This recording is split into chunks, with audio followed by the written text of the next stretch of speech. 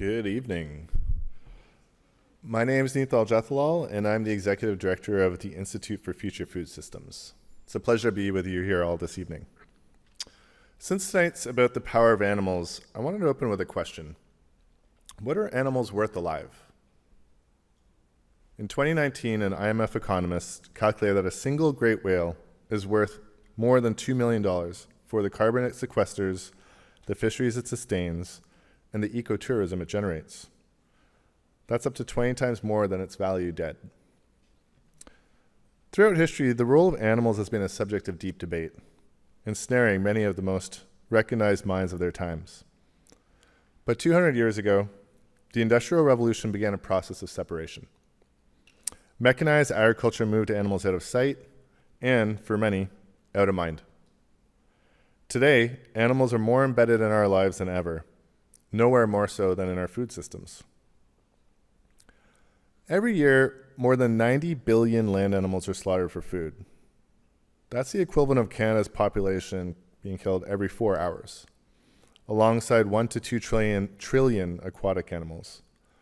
This leaves us with a world today where just 4% of mammal biomass is wild. Humans make up about a third, livestock nearly 2/3. This means that 2 out of every 3 mammals on Earth is now a farmed animal. How did we get here?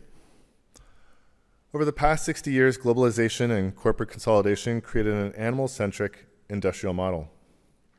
Meat production has increased 5-fold since the 1960s, while the human population only doubled in that time frame. With incomes rising and urbanization accelerating, meat consumption is projected to double again by 2050.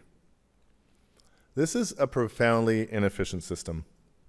The world already grows enough calories to feed everyone, yet vast amounts are funneled into livestock. 2/3 of energy is lost when plants are converted to animal protein. Half of all our habitable land is agricultural, 3/4 of which is devoted to meat, dairy, and eggs, and yet they supply just 18% of our calories. This global food system is also very fragile. 4 crops, rice, wheat, corn, and soy, make up about 60% of global calories, and their production is concentrated in just a handful of countries, with the US being the common denominator in each one of those crop groups. I'm sure it gives you all great comfort knowing that the global food system relies on American stability right now. Speaking of which, Canada relies on the US for about 2/3 of our vegetables and 1/3 of our fruit. And the free trade promise of staggering vast wealth for some of the more developing countries who first joined during the neoliberal regimes in the 80s and 90s fell short. Today, 40% of countries depend on imports for food, leaving them very exposed to shocks. Most cities can't even make it, let alone a week, if not days, without food supply coming in at some point. The costs of our increasingly animal-centric system are staggering. The Food System Economic Commission, which is a group of different multidisciplinary experts, estimates the hidden annual costs of our global food system to be between $12 and $15 trillion, putting it as arguably the largest market failure in the world today. These costs are borne by health systems, ecosystems, and generally all of us in society. In Canada, diet-related illnesses cost more than $80 billion annually. AMR, as you heard Dr. Weiss talk about, is projected to cost 1.5 to 3.5 trillion globally within 4 years. Some estimates, if that does not come down, have it in the tens, if not over $100 trillion by 2050. Ecologically, animal agriculture drives biodiversity loss, deforestation, freshwater depletion, but also human rights abuses are endemic in this system. Meatpacking is among the most dangerous industries in North America. Ranching displaces indigenous communities abroad, and up to 20 million different types of indentured labor is employed in the animal agricultural food chain or its associated areas. Plus, 1/3 of all food is lost or wasted each year, much of that tied to animal products as well. Shifting to fewer animals in the food system delivers wins across health, environment, and economy. As Dr. Kasama shared, plant-based diets prevent and even reverse chronic disease. I've seen the results firsthand for the past 30 years through my father's own medical practice. Hi, Dad. Globally, vegetarian and vegan diets are already 22 to 34% cheaper than current diets in high-income countries. This was huge research that came in 2021, and yet I still get asked regularly about this myth that getting rid of animals in your diet is more expensive somehow. Canada is well positioned right now to make this transformation. We're the world's largest producer of peas and lentils. We have a plant-based sector projected to add $15 billion to GDP and 50,000 jobs. Proteins Industry Canada has a $25 billion roadmap. And while this sector has taken a hit the past 2 years, that is the alt meat sector, globally it's still growing 3 to 5 times faster than conventional meat. And that's not really taking into account cellular agriculture and precision fermentation products that Nate was just speaking about. So why hasn't this transition moved faster? In a word, industry influence.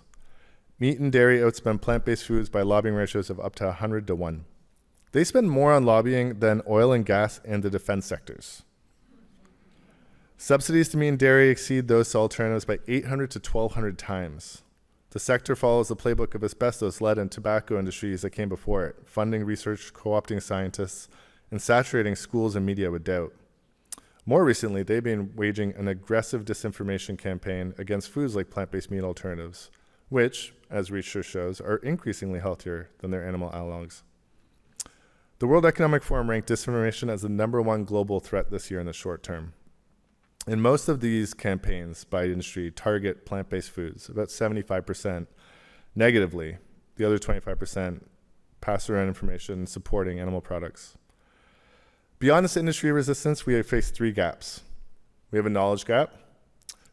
Surveys show around the world, thousands of people over many countries, that we are underestimating the impact of food as a powerful lever. In fact, a VegTO survey found up to a quarter of Torontonians doubt the established links between diet and health. We also have an awareness action gap. Awareness doesn't automatically change behavior unless the environment supports it. And this is where choice architecture comes in. The way options are presented influences decisions. A simple nudge like making the plant-based meal the default on a menu can shift choices without removing freedom. For example, in New York, hospitals now serve 60% of meals as plant-based defaults with 95% satisfaction.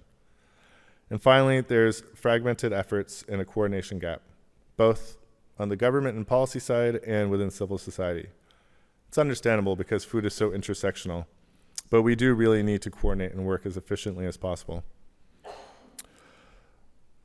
I will leave you with the thoughts of what systemic change is required before what we can all do.